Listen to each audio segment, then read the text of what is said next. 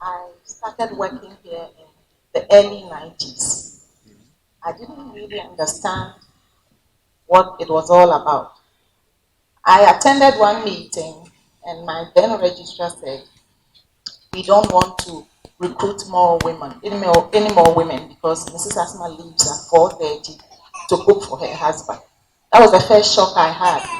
Then I asked him, doesn't your wife cook for you? And then my immediate superior tried to explain. I said, oh, this woman has been making sacrifices because she comes to work on Saturdays. The fact that she leaves at 4:30 doesn't mean she doesn't have results. Then I came in and said, sir, the fact that my male colleagues leave at 6 o'clock doesn't mean they work more than me because they go for break and come back at 3 o'clock and stay in and they work till 6 and you think they work more than me. I have children, I have a husband, I have to go and cook. And then that's how it ended. Then I began to understand the issues. In one of my offices, I had been there for just 2 weeks. And then the director told the registrar, I don't want to work with a woman. So exactly 2 weeks when I was trying to get settled, he called me and said, the director said he doesn't want to work with a woman. I said, hey, 21st century, Africa, Ghana, I don't understand. I had just returned from the UK. So I told them, you know what? I want to take leave of absence without pay. If you get a director who wants to work with a woman, you can, within the 4 months, consider I'll come back and work. So I went away for 4 months. And when I came back, my director was confused. But in all that, I realized that I needed to analyze the situation. And in analyzing the situation, I realized that he at home, he didn't have anyone to give him any suggestions. May his soul rest in peace, he's passed. His wife was complete illiterate. So it's like he felt a bit intimidated by these ladies at the workplace. And so he said, what right do you have to come and explain yourself? I said, no, in a workplace, no director should determine who he or she wants to work with. I don't agree.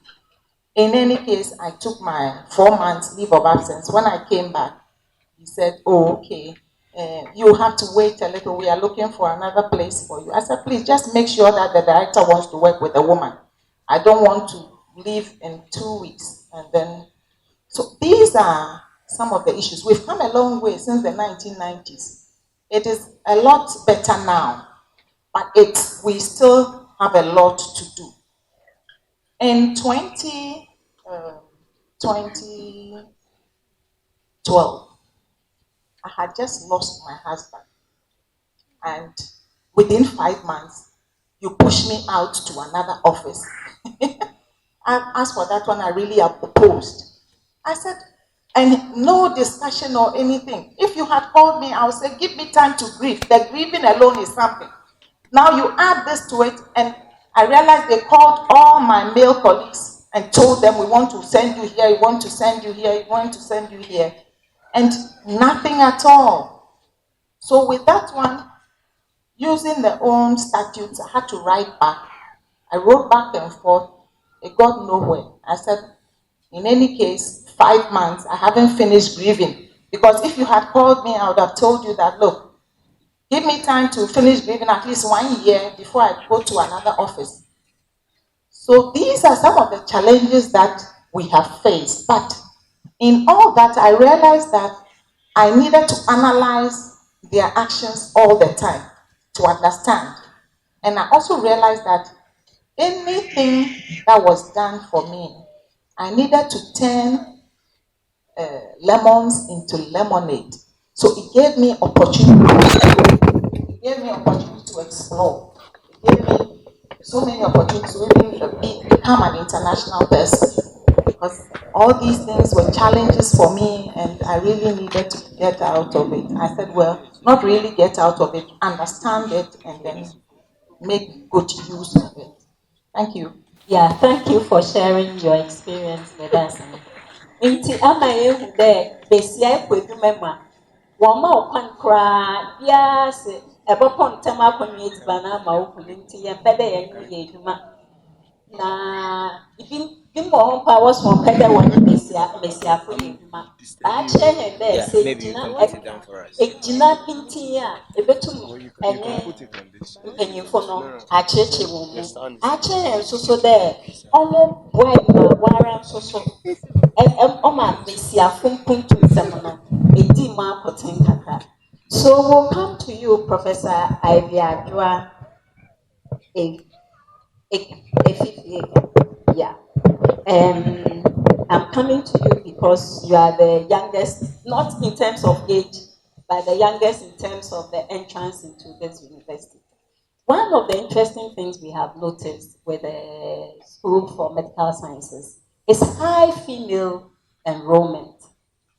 So and it's one of the areas that is increasing female participation within the any gender challenges in this field. To apologize that I don't feel any discrimination at all. I realize, or the way I see it is, it's a matter of education and confidence and stating what you are in for. So my answer will be very brief. Just as you said, we've got about the same number of females and males in the profession, at least at the stage where they are schooling. Personally, I haven't felt that I've been discriminated against. Thank you very much. We would like to know what it is like for you as a woman in this profession, as against a man in that profession. So, are there any issues for you that you think are different from your male colleagues? So, let me put it bluntly. Men are men and women are women. Men don't get pregnant for 9 months and have children to breastfeed. So they have a certain leeway that when you are struggling with babies, struggling with how to keep home, they don't have that. But with a supportive, like someone mentioned something about family. And I think it's very important that we have stable families, men who understand, women who understand, so that we all play our roles without really pushing anyone aside. I have a very, very supportive husband. I have challenging children, but we've both learned that each child is different and we handle them differently. What I would have liked growing up and with a profession is if we had pressures at our workplaces. And that's something that wherever I am, I try to advocate for. There should be places at where you work or very close so that you can attend to them as well as do your work. Otherwise, you don't have the peace of mind. And if you leave the children all the time with others, they grow up to be something else. If we were all to be equally educated, I think we wouldn't be talking about this problem. So that we don't make you feel left out. Yeah. But we'll come back to gender roles. Professor Ekema Mayehu there. Or there ono doctor addition or what? Also, then when you know what addition ye painting or who there iyimu bi wo mesiafo na meyinfo won kitabu di mo wo na edwuma mu na emom isan there mesiafo onyin se na wo wonti no oma mesiafo a wo demo suabia no won modern bo okofo dem asem ye besi nchen ye besan aba ho biom isan there Mrs. Asman so aka dem asem na ye ko Professor Odro no do na yɛpɛ dɛ ɔno yɛ last na wafeele left out.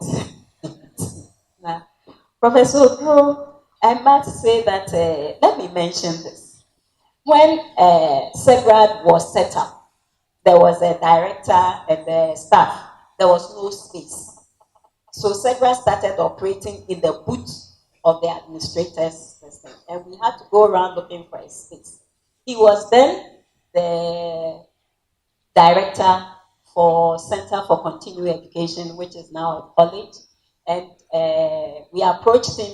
He gave us offices and furniture and everything. So it is thanks to him that Cegrrat was able to settle. And it took almost 1.5 years to get the space. And when Cegrrat got the space, best position within the university, and you've held a lot of leadership positions. What really are the masculinity issues? Have you observed any that are real challenges for gender equality within the University of Cape Coast? For engaging me in a program that's purely women, international women. And then let me also indicate that the national patriotic song composed by the last speaker, as I sat back, I saw it more discriminatory against women. Because the last bit, I would have thought it would have read something like, in fighting for women's rights. Then in that case, we see the women dimension. Now, as regards issues in the university that affect gender equality, let me say that the university itself is an equal opportunity university. But policy, there's nothing that has been put in place so far as the system is concerned that prevents women or men in moving up the ladder. So it depends on your own ability, your effort. Nobody, so far the system is concerned, nobody prevents you. But going through the various leadership levels, I encountered situations where some female lecturers will come up, complain about attitude of some head, but then will tell you, please, I don't want my name to be mentioned.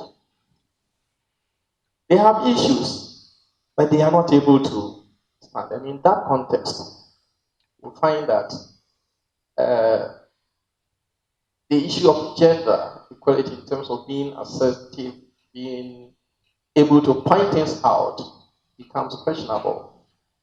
I also know situations where, because some female administrators or lecturers have been very outspoken, trying to stand for their rights, so far as the statute is concerned, they've been suppressed, and opportunities haven't been opened for them. That is also there. And when it came to elections, women tend to be disadvantaged. And I say this because I know someone, and not someone, but some people who have contested for positions and yet they couldn't get it. And the simple reason being that the women, they won't have time for that. And some of them, when appointing positions, was made available and they fired, they got it. So, moderator, there are challenges, but the system does not prevent any woman from moving up. And when I listened to the first submission and then the second submission, I keep asking myself if the conversation shouldn't shift from gender equality to gender equity. Because so far the systems are there, equity. Because yes, we haven't prevented anybody. But the processes getting there, is there fairness? I think that we should shift the conversation from gender equity gender equality to gender equity, so we can address those unfair processes? You are in higher education, teacher education, so right at the very top. And here we are being told, yes, there is discrimination, but then it's not so overt and all that. Yeah.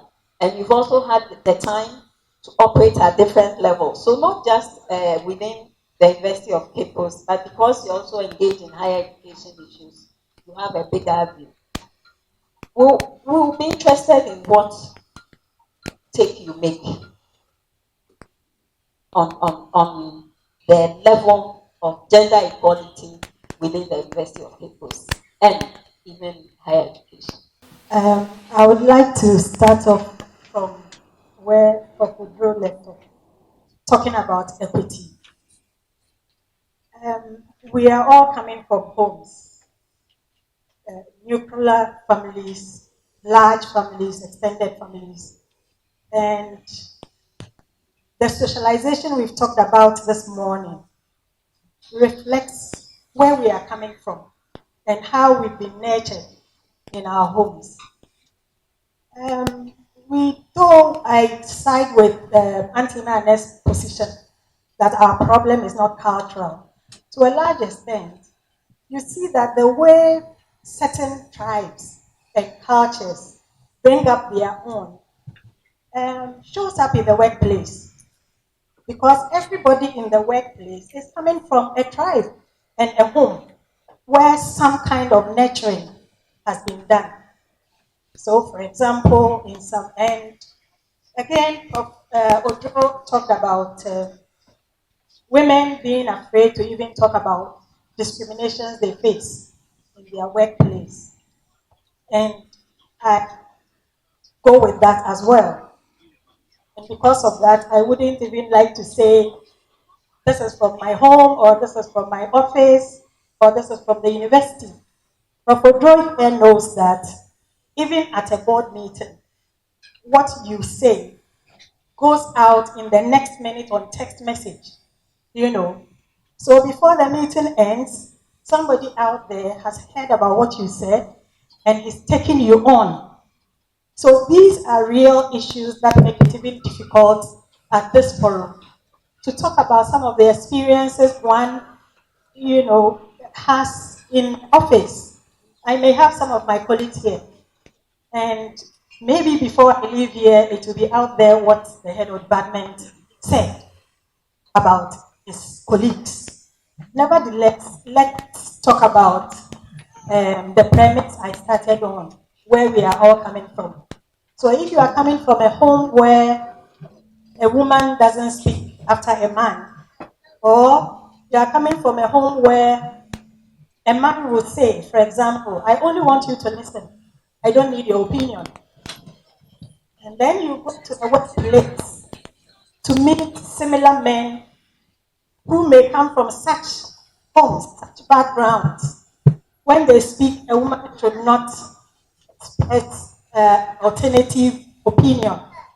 So that way, it's difficult for women in such workplaces to be assertive, to share their opinions.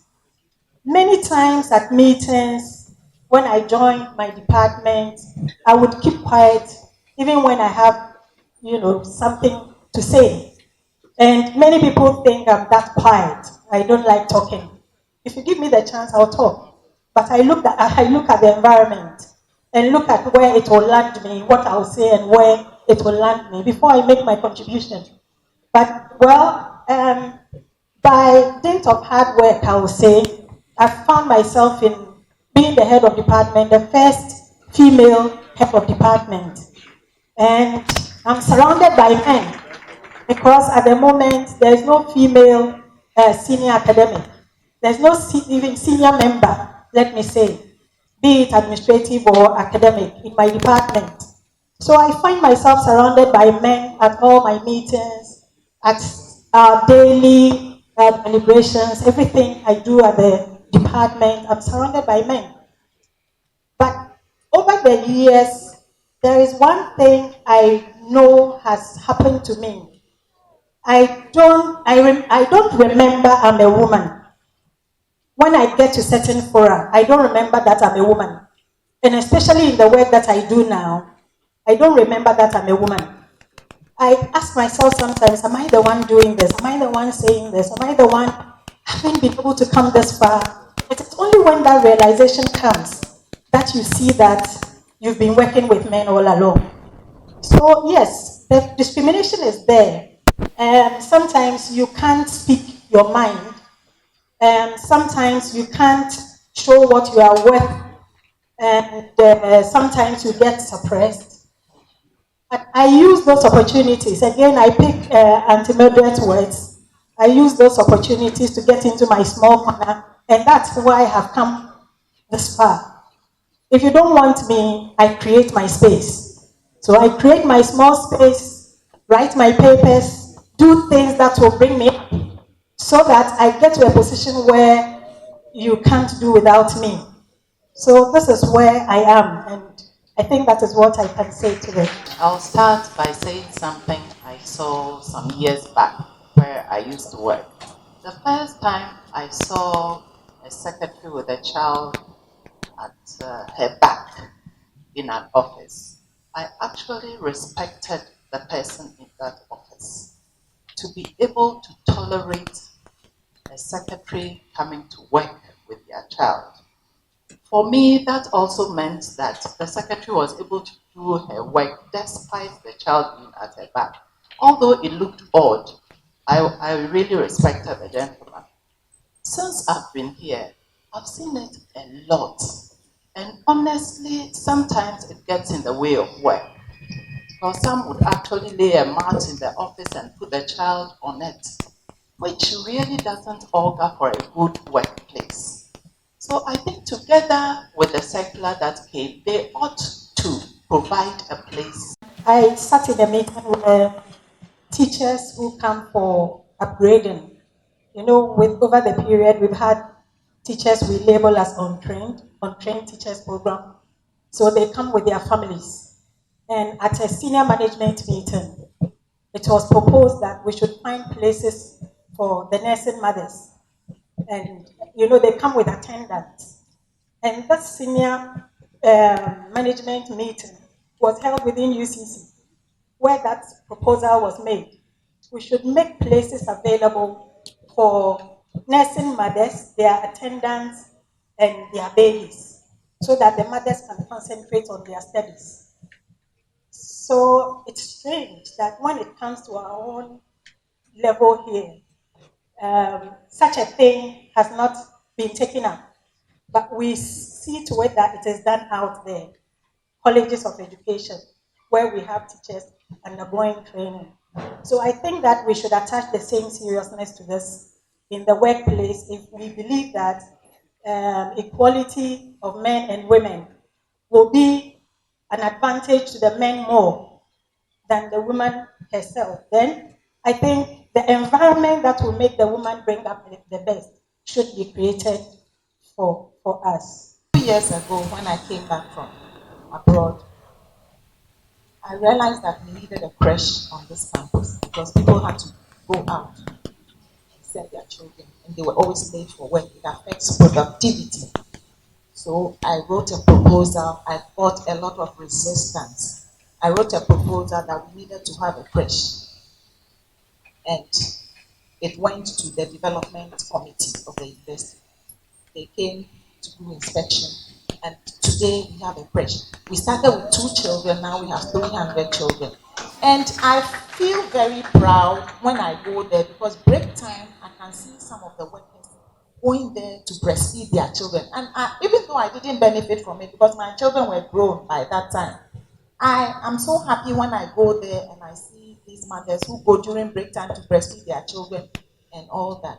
So when I saw the letter on the 16th of January, dated 16th January, I said, no, we need to collaborate and partner with Cegrrat to write a proposal and find a place at the old site also, so that children who are, because maternity leave is up to 3 months, and then 4 months, no nursery takes them at 4 months. So from 4 months to 9 months when they are taken, we should find a place.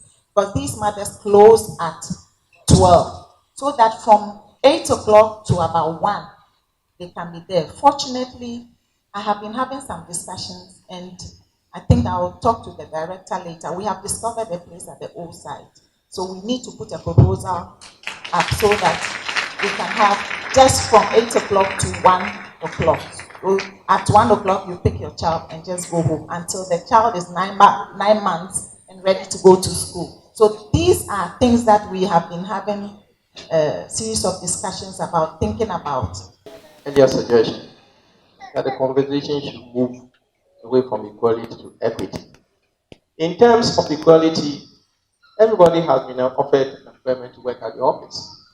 But in terms of delivery, we haven't provided to accommodate those mothers with children. They have to bring their children to the place. And I think we need to look at that. When I was director of CC, I noted that when students came for lectures, they brought their children, some 2 months, and so they have to move away from lecture theater, go and then cater for the children. It was affecting their concentration. And so what I did was to make a proposal to put up a children's relaxation center. Like Mildred was saying, it went through resistance because people didn't see why the university should invest in that. But finally, the governing council gave the nod. And if you go behind the code block, that structure has come up. I'm not very sure, though, if it will serve the purpose for which it was created. I think as a university, I'm adding my voice to that, we need to provide for such mothers so they can deliver. Equality, yes, we have achieved it, but there should be fairness. I think that doesn't come out too well is the whole question of women's sexuality and how sometimes that becomes one of the bases for negotiating access to resources. What do you think about this situation, especially with the University of Cape Coast? In particular, since we've had this BBC exposure and the kinds of the fallout that it has on all that. A brief comment on the question of sexuality, sexual harassment, sexual bribery, and corruption. Sexual harassment, corruption. Maybe the corruption is in the fact that there's sex for grades. Maybe there are stories that are not told, a lot of stories untold. A lot of females not wanting to be intimidated, not wanting to talk about what they experience. Sometimes girls come to school, they use their money as a hostel fee and live with their boyfriends. So the boyfriend is using his fees as housekeeping money, if you like. So what I'm saying is that they are married. They are living here as married people. The girl is doing everything for the boy and is not able to excel in her studies. There are girls who have been forced into certain relationships because of one thing or another, maybe because of poverty, maybe somebody is helping her with academics and has been taken advantage of and doesn't want to come up. I know of a girl who has been on our campus, has had a baby and has told stories at home, so many stories, that she's going on project field trips here and there because she wasn't going home with a pregnancy. So there are a lot of untold stories. The few we hear are the ones that come up, but it's all because we are afraid to voice out what we experience in our workplaces. Sometimes we even have students making advances at lectures. I know you will be surprised to hear this, but it happens. So these are all things that are, under the carpet that people are afraid to talk about. I think it really exists. Just that for us at UCC, we haven't been investigated like Legon, so we are quiet. Thank you. I think within administration also we have sex for promotion, not sex for grades. And it's really something that is a little embarrassing because some of these young uh, staff come to you all the time and they are telling you about advances they have had, and that because of that, because they didn't agree, their promotion is being held. On a few occasions, I've had to call some people that, I have worked with this person before. I know how well she works. Can you process her promotion papers before it is done? And I think these things are real. So they are real problems for real people. Thank you.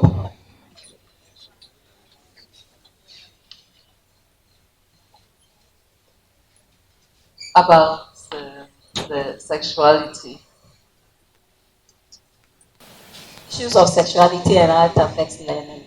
How it Within- affects learning. Yeah, within The few stories I've heard from our students are things like their relationships with the opposite sex not going well and that affecting their studies. But I haven't really heard a lot about monies exchanging hands or living with each other as man and wife.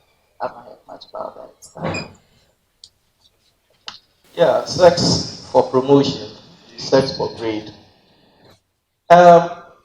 In leadership, I got people came talked about all those. But then the challenge I had was, you want to take action?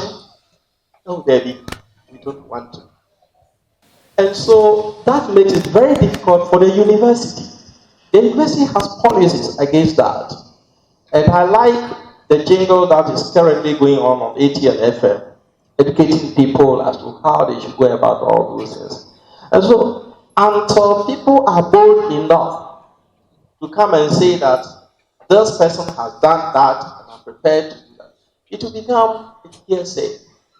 And I think if we want to address that, then we should be bold enough to talk about it and act. Okay. I think that we don't have much time. There are quite a number of questions I would like to ask. But I'd like us to go straight on into strategies. Because in our discussions, we've seen that gender roles really is one of the things that affect women within the university. The other thing is also stereotyping, that people think that women should not have a voice. And then the one I threw in about questions of sexuality, sex for grades and sex for promotion, which in itself also can breed sexual bribery, because then, if not checked, then some women believe that they shouldn't exert. And so they think that the only way they can make it is by offering their body. This is when it becomes sexual bribery and corruption. And so I would, before I ask the panel to come in, Mr. Yen, there, young common, Much. What should we do if I get it right?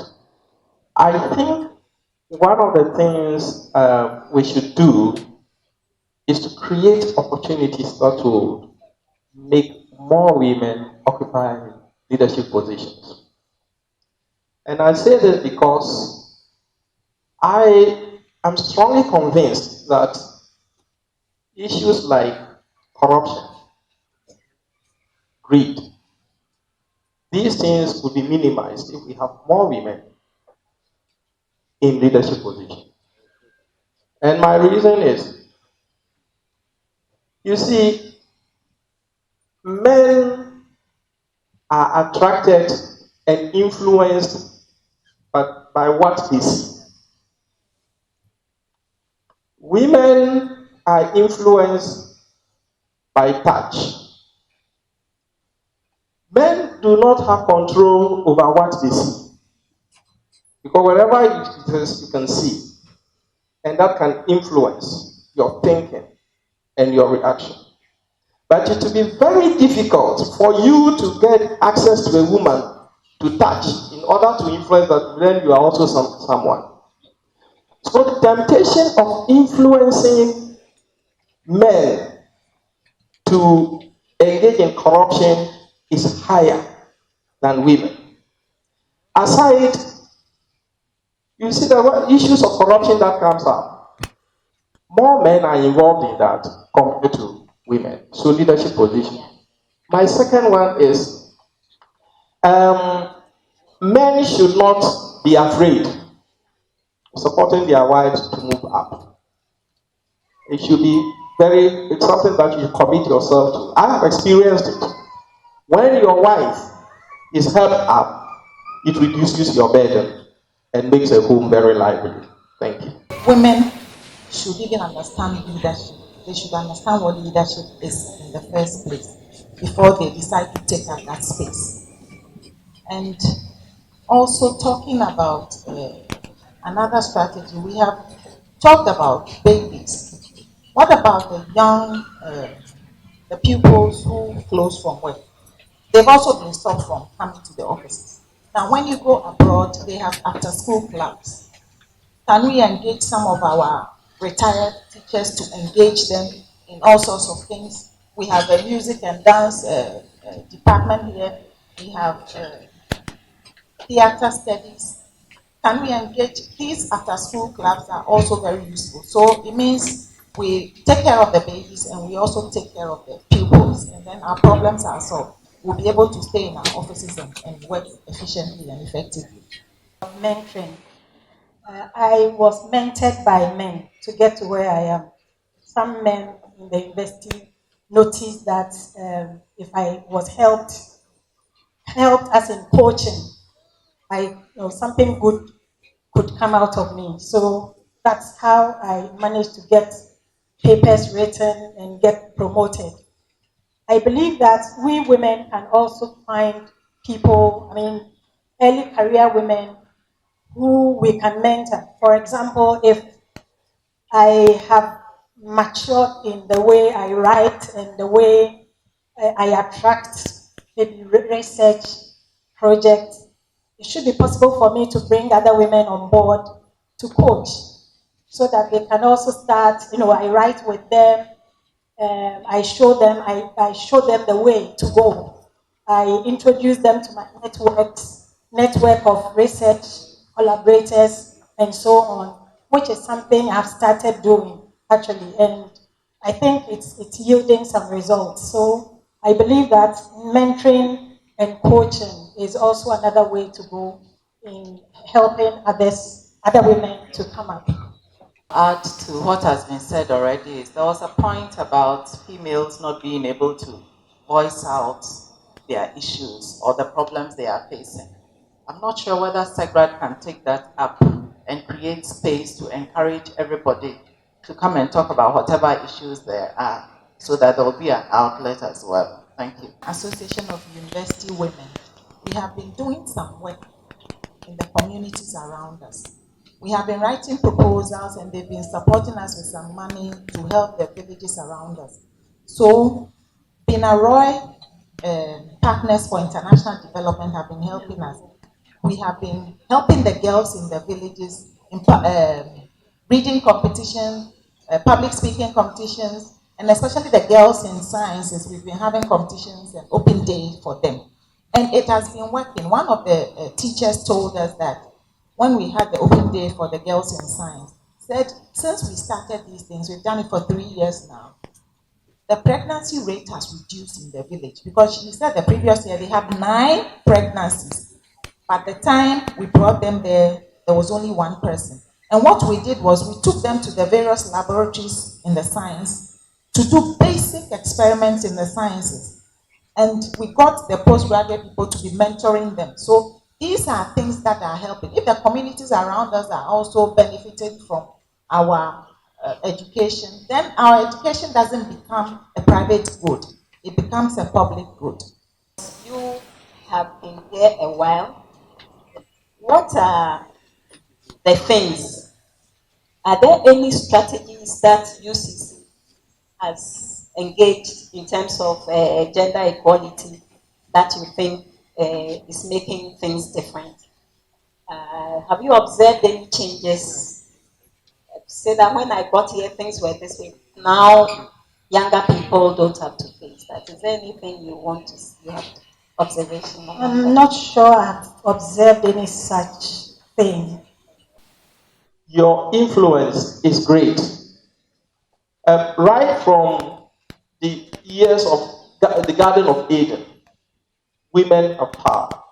And so don't let any man suppress your progress. I've been told that Bill Gates, until he gave birth to a daughter and got married, all requests for him to enter into philanthropic work didn't come up. But it was when he got married, the influence of the wife, the influence of the daughter is what has made them now. So remember that if Ghana will develop, if your home will be okay, its success and failure for me depends on you as a woman. Fight of everyone. I think women's rights are human rights. And therefore we should fight for everyone. Whether it's promotion, whether it's space to work, whether it's positions. We should encourage and make sure that everybody is on the same footing. So it should be everybody's fight, not just for women. So all of us. In terms of the issues, as I said, they harbor around gender roles, they harbor around sexuality, and also questions of stereotyping. We've been told that policies are important, especially institutionalized mentoring, and the whole question also about getting assistance for women to perform their caring roles around their children. You see, you are expressing concern because it's affecting you in a way. That's why I said you should remember that what is good for the goose is equally good for the gander. So once you would not like it when it's done to you, remember not to do it yourself to others when you get up the ladder. It's easy saying it now, but maybe when you've gotten up there, it will be a different story. Don't do it. And I think it's been an eye-opener today. It's been a good day listening to all these experienced speakers and contributors and discussants. I hope that we will, it's good Professor Richum brought in that aspect of translating what was said into the local language, because it doesn't help when you've been invited to a place, you go and you sit there just as a passenger, not doing anything. Even passengers sometimes will contribute when you pay you pay money or you pay your fare. So please, anytime you organize workshops and training sessions of that nature,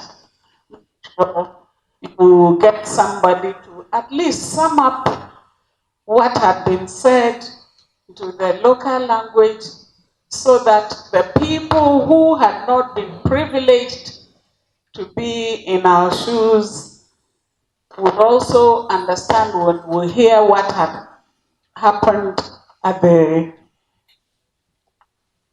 the workshop or the training session. Nti Professor Kwabitrum yadase aya ati Professor Nana Kade Nana Opokajima or Kade in the Medroha on ye Amambra on ye Amande. Yes. P and say Amandase and say Amambrase. Until the Medroha. Yɛdwen dɛ ɔyɛ hɛn amammerɛ anaa hɛn amandze na ɔte dɛm so. Yɛfa binom ho ɔdze na yɛdze hwɛ, yɛdze toto hɛn dze ho na yɛfa no dɛ dɛm na ɔnte dɛm. Mpanyimfo wɔhyɛ ase no ndzɛmba bi wɔ hɔ a wɔyɛe a sɛntsere bi wɔ nti na wɔyɛe. Mpo ɛbi a wɔrebu yi na ɛfa ara yɛresesa no. Ebi se anan na anan hyia ntoto mba, but that would be chaotic.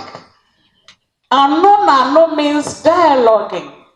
Nti ano na ano hyia ntotoma. Wɔse yes mebanto ɔnyɛ fante. Ɔnyɛ hɛn kasa. Ɛsra kwan ma wa kwan ma akɔ ana ibi. Ɛsra bi ayi ntomo nanto. Ɛyɛ ma waka bi meti de bi yɛdan bi se Kwankwansa ɔne dɛ ɔkɔ kakra na wama na nsa nti da bi ɔba ɔka wɔ radio mu so ɔrekyerɛ ase but it wasn't right. Kwankwansa no sɛ mara mmerekyerɛ ase abaka dɛ da biara ɔkɔ ɔbɔ ɔdze asɛm ba na asɛm na nsa nti ɔkɔ a ɔnsa asɛm na nsa but ebi sɛ ɔkɔ wama na nsa nti na da biara ɔkɔ ɔdze ba. So we should be careful the way sometimes we interpret some of our indigenous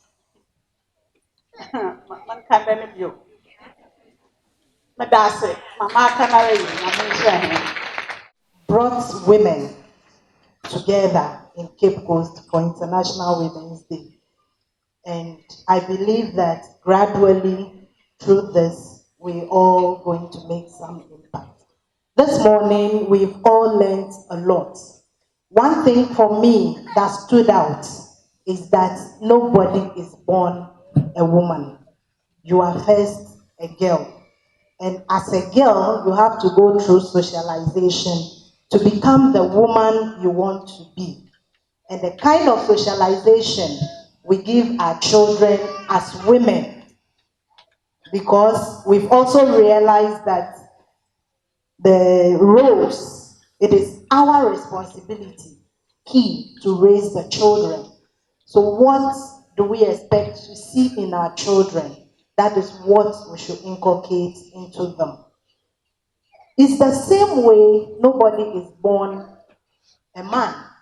They are first boys, and they go through socialization to become men.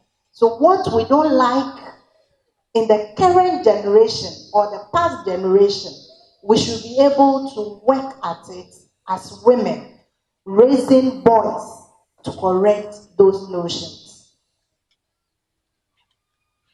It's important that as women we leverage our privileges to help the voiceless girl, as Prof said. Personally, I have seen a lot.